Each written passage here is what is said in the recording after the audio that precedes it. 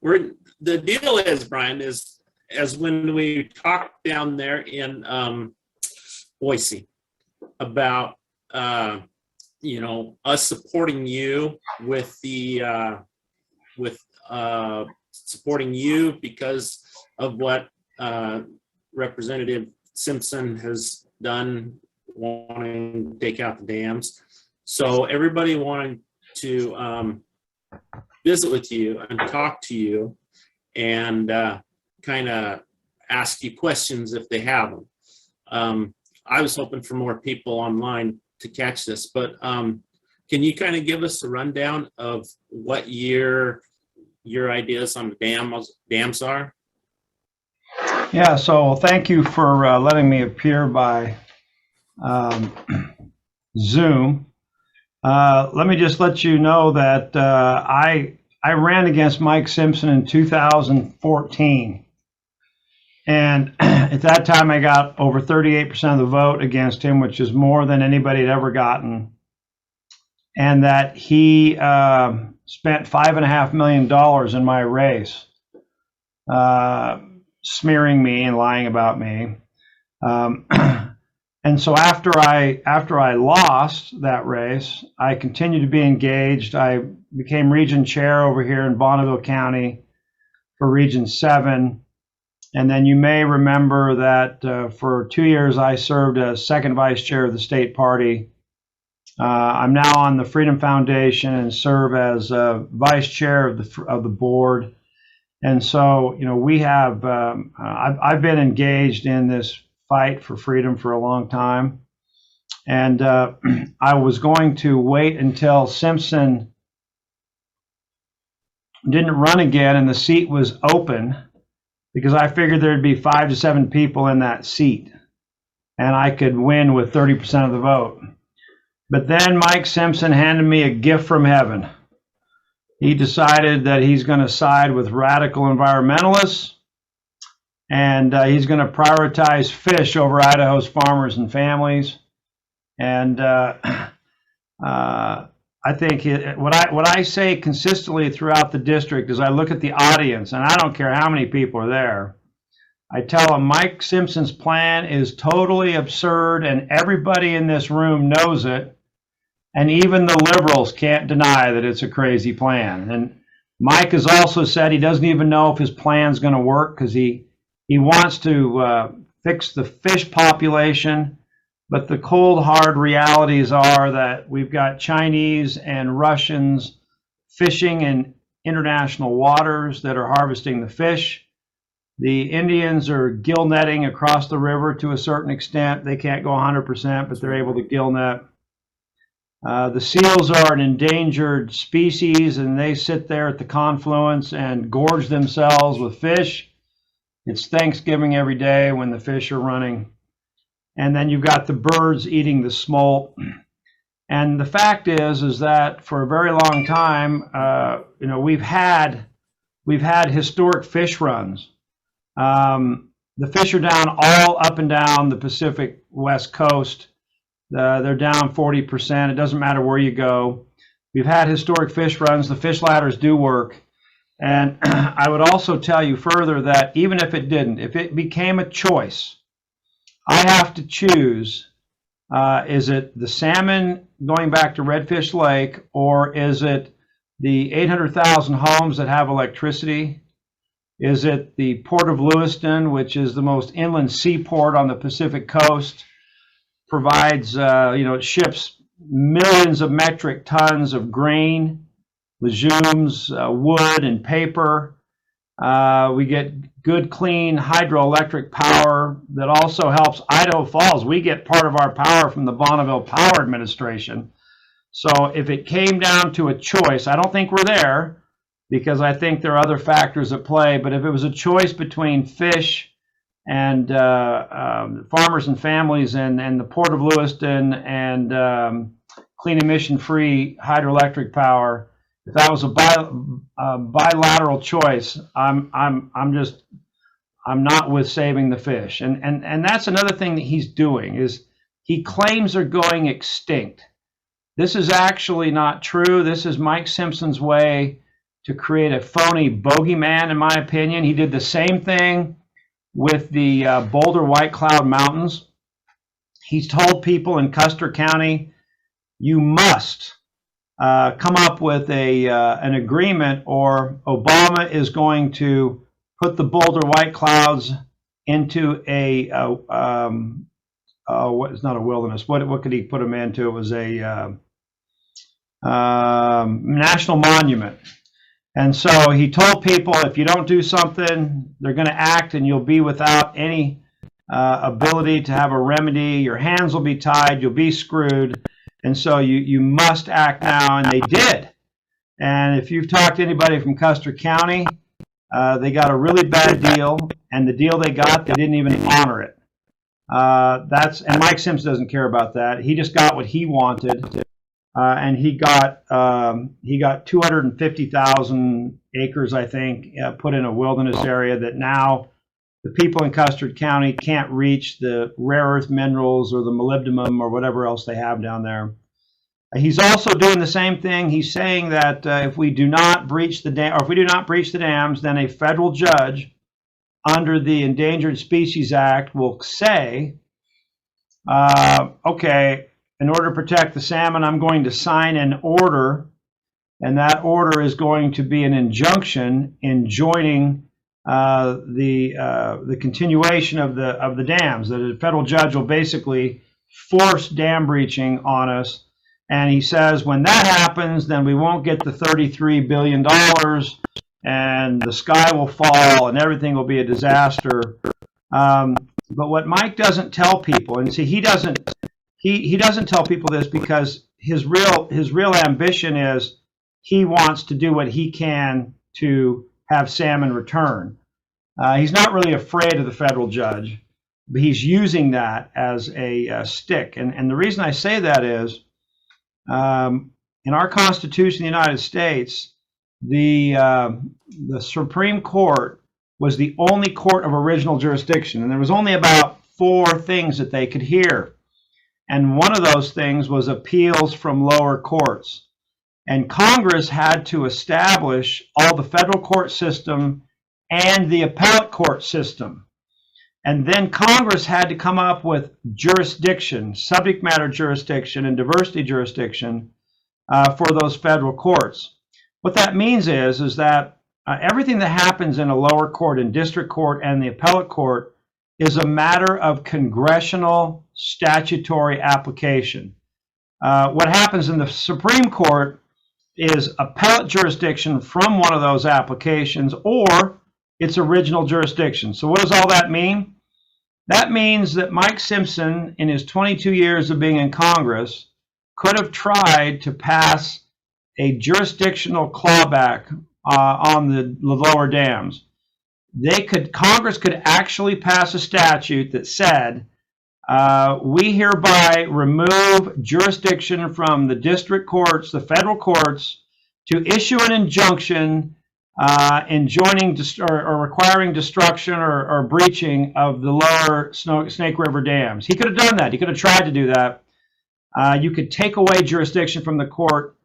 He hasn't done that, and that's because that's not what he really wants. He wants to be able to threaten people and scare people so that they'll buy into his whole dam breaching thing. I totally oppose it. He hasn't been doing what he should be doing. And I will also share something else with you, because people say when it comes to the dams that Mike Simpson must be getting a payoff. Somebody must be paying him. And I'm going to tell you that I've watched this guy. I've followed this guy. That's not what it is at all. I'm going to tell you, I think I know exactly what is going on in his mind. And here's what it is.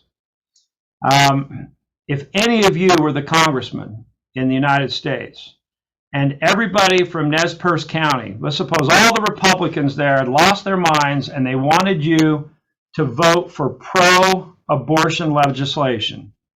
If you were the congressman, you wouldn't do it. Even if all your constituents wanted you to do it, you wouldn't do it, and you wouldn't do it because that is against your values. That is against your character. That's not who you are. And before you would do that, you would get voted out of office on principle. Every single one of you here, I know that. And so that is exactly what's happened with Mike. Mike knows that dam breaching is a big problem for him, but in his soul, he gets his strength from salmon and from water and from trees and bushes. He's kind of he's a naturalist, and that's who he is. And he knows that this dam breaching can cost him his election, and it may very well and probably will. But just like you wouldn't vote for pro-abortion legislation because it would violate your core beliefs, to his core, he is a radical environmentalist, and he is willing to write it all on this. And if he gets voted out, he knows his constituents don't want it. But for him, that's the price he's willing to pay. That is a very dangerous person who does that. If he's reelected, he will do all he can to get what he wants. And so we're doing all we can to stop him.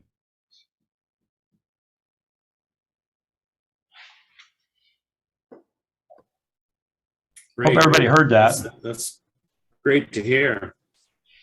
Yeah.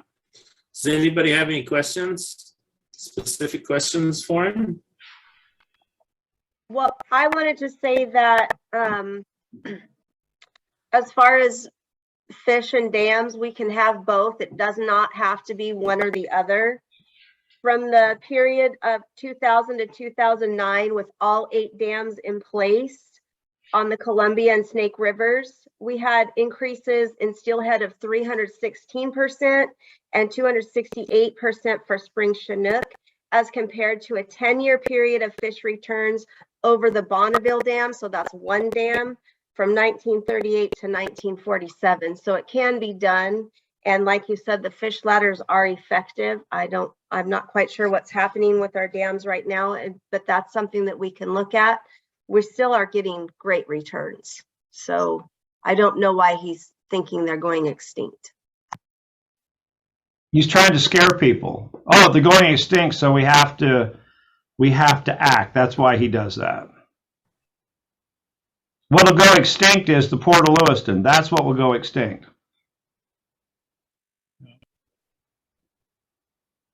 So Bryan, my name is Dan Crawford. I hope you can hear me with all the background noises. The waves are crashing on the rocks here in Hawaii. But I came out early after reading this invitation to support you. I checked your website, you were pro-life. I saw that you supported many of the things that I do, and probably all of them. And I asked the Central Committee right off the bat just to, endorse you. And after what I've heard, and especially how you were talking about pro-life just now, I'm going to do the same thing again and just ask them to endorse you. I think this is the right thing to do. Getting all the counties to endorse you early gives you the momentum that you need to overcome that millions of dollars that your opponent has to spend on advertising. And just appreciate you running for the office. Thank you. Thank you. I concur with that. Yes. Can I share a couple things with you? Yes. I want you to know what I know. I did not get into this race because it seemed like the right thing to do. I got into this race because he's going to get beat. I've run before for Congress. It is a very, very difficult, steep hill to climb. And so before I got in, I did a survey in the 2nd Congressional District. And I want to share some of those numbers with you if you want to hear them. If you don't, that's okay too. But I kind of want you to know them because I want you to be hopeful that this guy is going to get beat.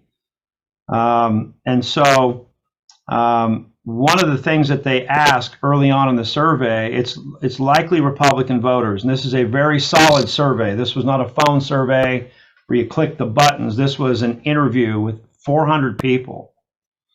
One of the things they asked right from the beginning is they said, if you could vote, this was on August 25th and August 26th, They said if you could vote today for anybody for Congress in the 2nd Congressional District, who would you pick? They did not give them any names. They had to fill in the blank. Simpson got 34%, which is pretty low for a guy who's been in office for 22 years. I got 9%, which is very high for somebody who was not running and who is not currently in a public office.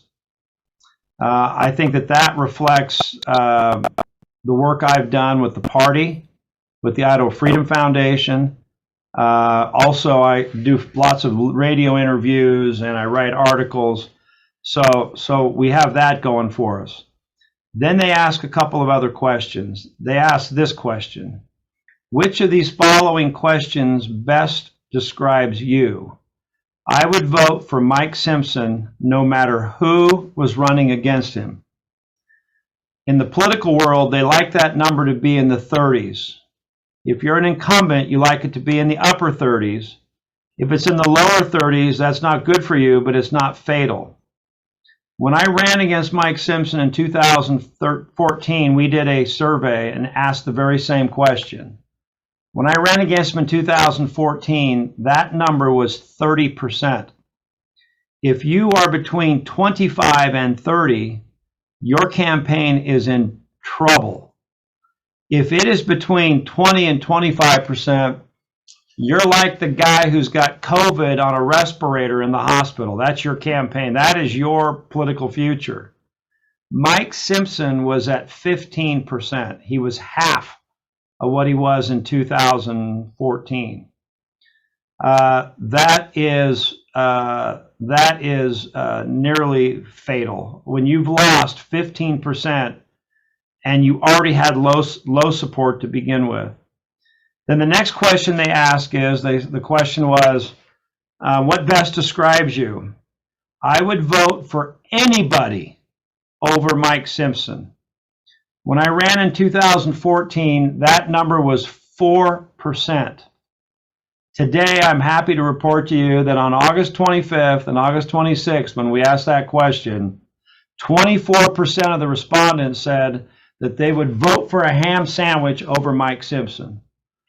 So between those two numbers, we know that he's lost 15 to 20% of his support. I lost by 11% last time. I won't get into the rest of the details of the poll, but I will tell you that to know Mike Simpson is not to love him. And when people know that he not only wants to breach dams, but he also, there's things they don't like about him even more. They don't like it that he co-sponsored a piece of legislation to give transgendered people protected civil rights status.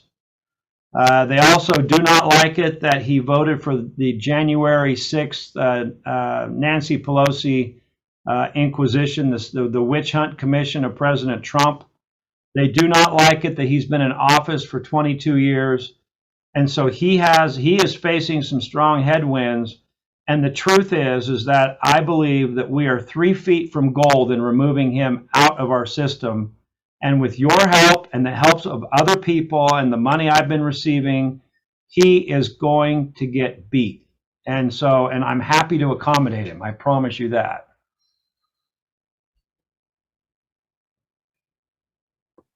Well, I am very hopeful that he gets beat also, and as most all of us here also do. Forgive me, I have an unstable connection. My internet's not been very good. That's why I've been going in and out. So if you lose me, somebody else take over, please. Any other questions for Bryan? Yes, I would like you to share your platform with us. Yeah, okay.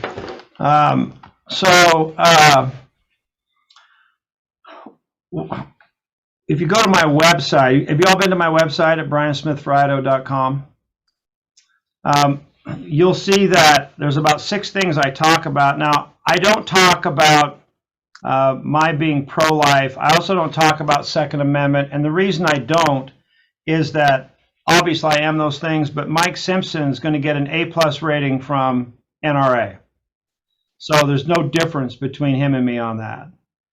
He's also going to get a great rating from the National Right to Life guys. Okay, so what I did is I just identified things where he and I see things differently, a little differently. And so the first thing I can tell you is that I think that one of the big jobs that we need, or one of the biggest things I want to do, and this isn't on my website, but I'm going to tell you because it's not really something you want to put on your website. We don't have anybody, and maybe you guys do with Russ Fulcher, but over here in the 2nd Congressional District, and we don't even hear it from Crapo and Risch. These guys have completely safe seats. They don't have to worry about a Democrat challenging them. They don't even have to worry about a Republican. And you would think that they would be on the tip of the spear, on the battlefield, being a true conservative voice for people from Idaho. And the way I see it is that we need somebody to be outspoken from our state, because we have liberals like Biden and Nancy Pelosi and AOC and the squad. They want to turn our country into a socialist dumpster fire, in my opinion. We need strong voices who aren't afraid to speak about conservative things that we believe in, and we need that from Idaho. So what I'm trying to tell you is one of the things, I don't really call it a platform, is that I want to be the guy who speaks on behalf of my constituents. The 2nd Congressional District has been without a real rock-ribbed conservative probably for near 40 years, and that needs to change. And so that's one of the things I want to do is be fearless in proclaiming our principles and also in defeating the liberals who want to turn our country into a socialist hellhole. So that's one thing I want to do. The other thing I think is we need to get, obviously it's on my website, we need to get the southern border wall completely finished.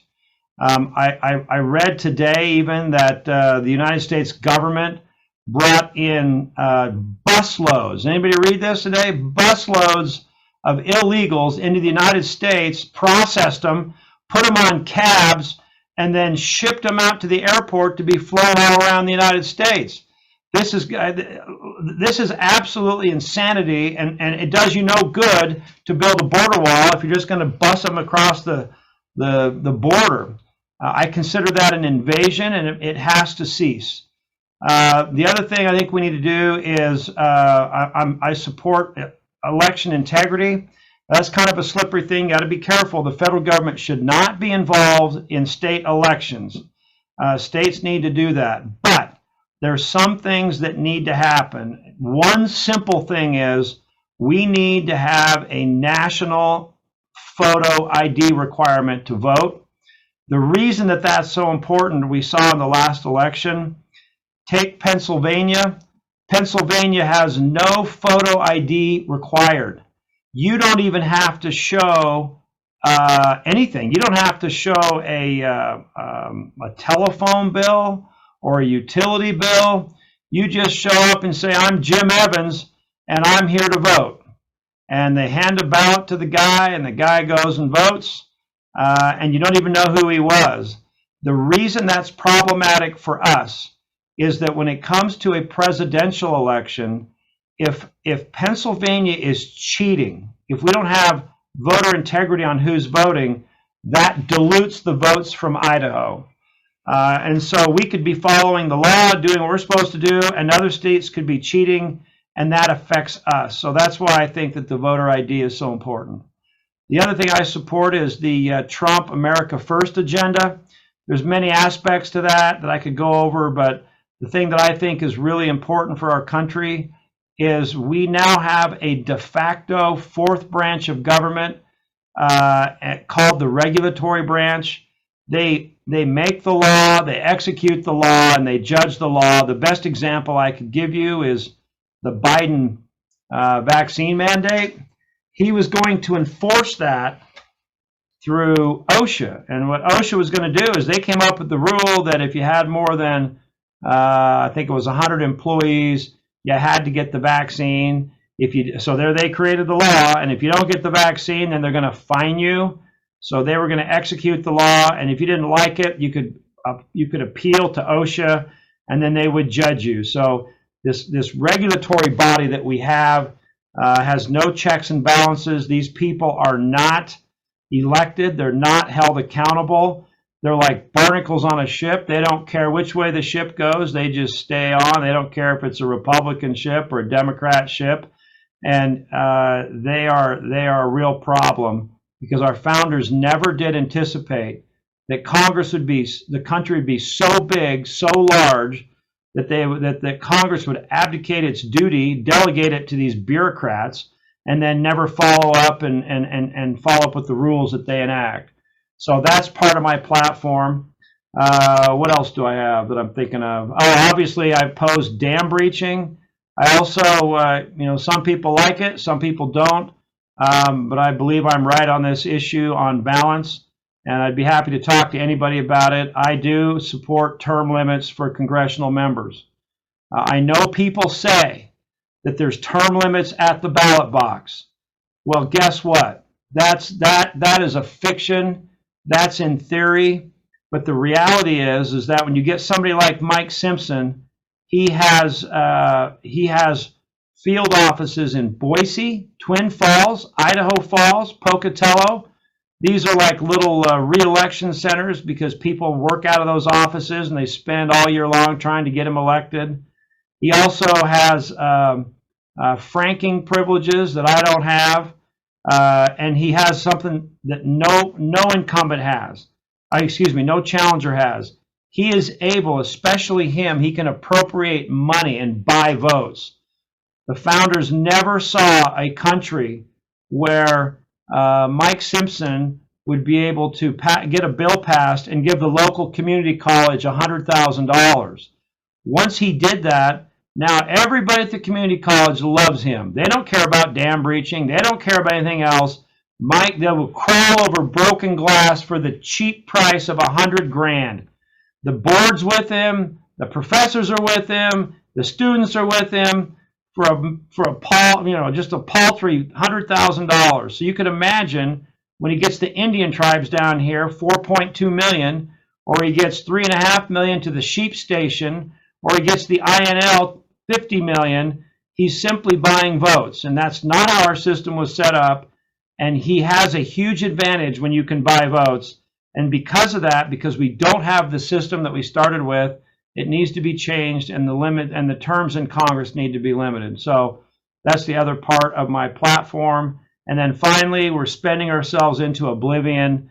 Guys, we are spending $3 trillion a year more than we're bringing in. We're $30 trillion in debt. At this rate, 10 years from now, we will be $60 trillion in the hole. We are spending about $450 billion a year in interest alone. And that is only because the interest rate is at a historic low. If in fact they were return to historical averages, 10 years from now, we will be spending $2 trillion a year just in interest.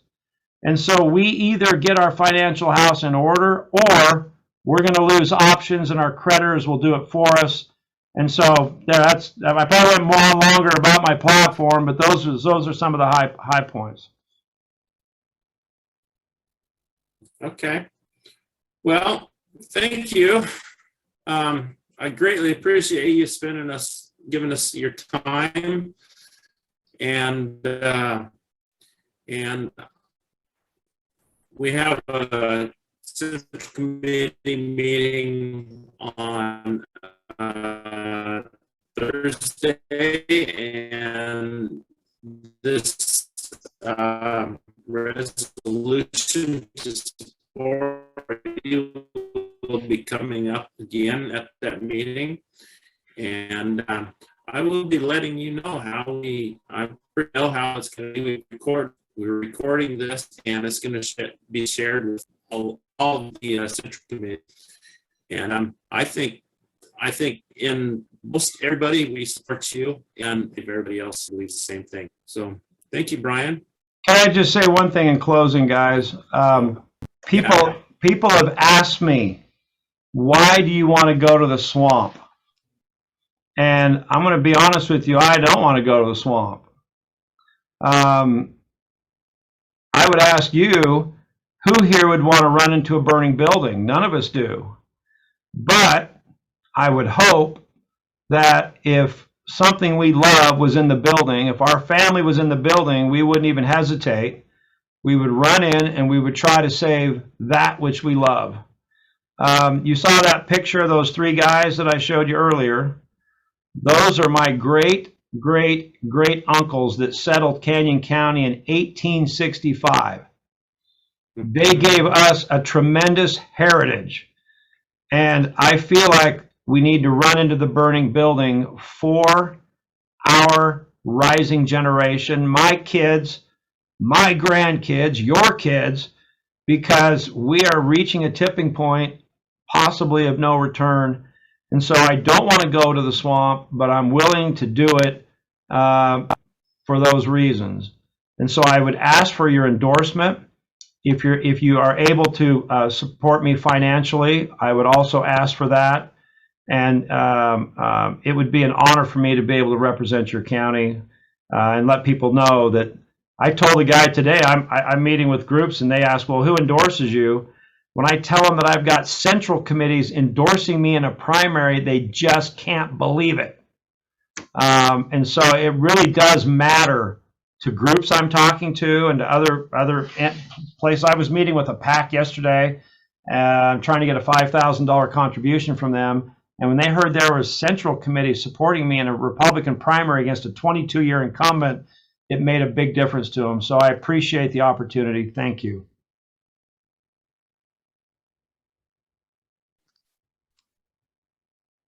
I think we lost Jim.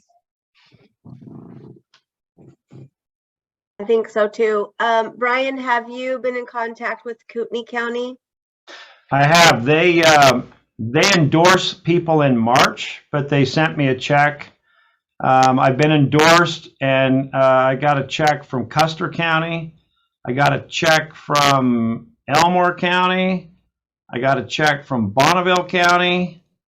I got a check from Idaho County. That is unprecedented in Republican politics in this state, especially against a 22-year incumbent. And it says a lot. When I ran the first time, I had 4 sitting legislators endorse me. I'm now up to 31. That's a lot of legislators telling Mike Simpson that they're mad at him. And so there's kind of a tidal wave, and I'm happy to ride it to his defeat. He's long overstayed his welcome. Okay, I don't know. I was gone there for few seconds. So, well, I would assume, thank you very much. And we will have the meeting, and I'll be letting you know what we'll be doing for you. Okay, thank you so much, Jim. And I'm working with Dave Kingsley. He wants me to come to Lewiston as soon as he gets out of the session, and he's going to try to do a fundraiser for me in Lewiston. Oh, Mike Kingsley? Yeah. And so, and I think we would also enlist the help of Morgan Lohman and maybe some others. Okay. And so what I would also say to you is, if we could do a fundraiser in Lewiston, I would come there, I would speak, and we would see if we couldn't raise some money to help me beat this guy, because I will tell you, we've raised 350 grand. I'm sitting on 300,000 cash. I'm certain that I can go into the battle with about 500,000. I think with $500,000, we can get our message out, but it's going to take maybe a little more than that. So if you do support me, I am willing to come up there, and Kingsley said he would help. And if you could help us do a fundraiser with the community, because I'm sure the Seaport guys are beyond mad. They have to be. Yeah. Right. And to have a candidate who can knock him off, who's run against him before, has a real legitimate shot of beating him, we band together, we can get it done. I agree. Okay. Well, I'll Mr. get with Smith, Mike Kingsley. just a quick question. Do you have someone up in the Lewiston area that can provide materials for constituents to see? You know, I've never, you guys aren't in my district, so I really don't have anybody off the top of my head. I don't have anybody there. Is there a way you could get some sort of flyers or materials to us? Absolutely, I can. Let me give you my email address. Nolan, how about if I'll give you my email. If you send me your address, I'll send you some. Okay. It's Go ahead. B as in Brian, D as in David, S as in Sam, at E as in Echo, and then the word IdahoLaw.com. And I'll send you, I've got all kinds of palm cards. I'll send you a block of them. Okay, so it's BDSE IdahoLaw.com. BDS at EIdahoLaw.com. Oh, at E.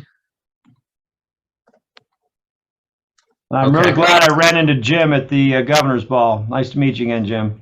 It was great.